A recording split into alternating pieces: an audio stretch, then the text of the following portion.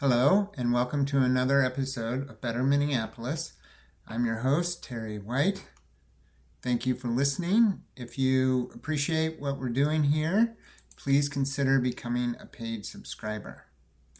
And now, on to today's episode, which is called The Minneapolis Car versus Bike Debate.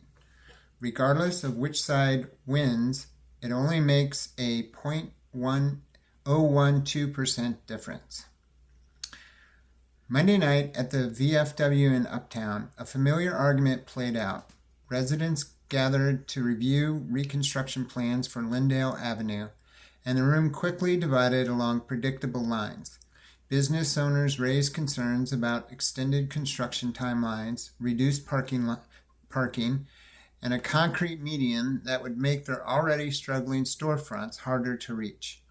On the other side, advocates pushed for road designs that promote alternatives to driving, such as buses, bikes, and foot traffic, arguing that changing infrastructure is how you change behavior. The debate spilled onto social media before the night was over, bringing with it the usual taunts and high-minded proclamations. It's worth stepping back and asking what exactly is driving all of this anxiety. At its core, the car versus bike debate is a proxy for a larger concern that we are contributing to climate catastrophe and have a moral obligation to stop it. The logic is straightforward. If human activity is warming the planet, then humans must do everything in their power to reverse course. The problem is that from where Minneapolis sits, there isn't much we can actually do.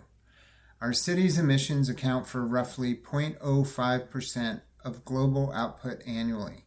That means if every resident stopped driving tomorrow, no cars, no Amazon deliveries, bikes and boots only, it would make essentially no measurable difference to the planet's trajectory. The number bears this out. According to an Associated Press report from 2018, admittedly a few years old, but the order of magnitude holds. Global CO2 emissions run between 37 and 40 billion metric tons per year.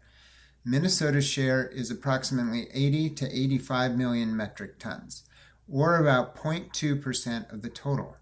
Minneapolis, as a portion of the state, accounts for roughly 0.05% of that global figure.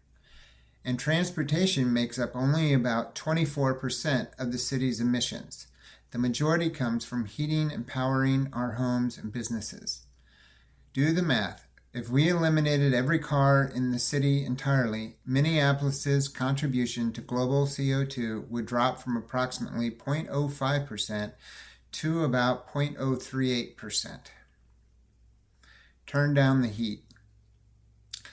None of this is an argument for giving up. There are real, meaningful reasons to make lifestyle changes. Riding the bus, biking to the store, eating less meat, buying used, combining errands, switching to solar. Small choices can add up, and there's nothing wrong with wanting to feel less complicit in a problem that genuinely worries you. Do what fits your life.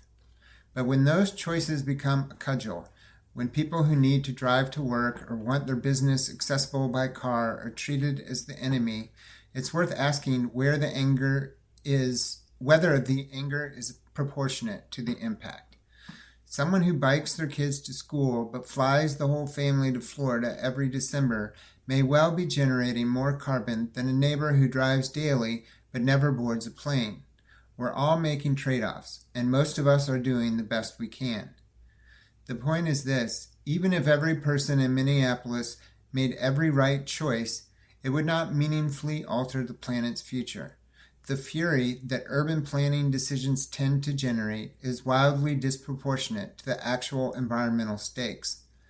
Let's keep making good choices where we can, and let's stop treating road design like a moral referendum. The city has real problems to solve. We'll solve them faster if we're pulling in the same direction. Thank you for listening, and have a good day.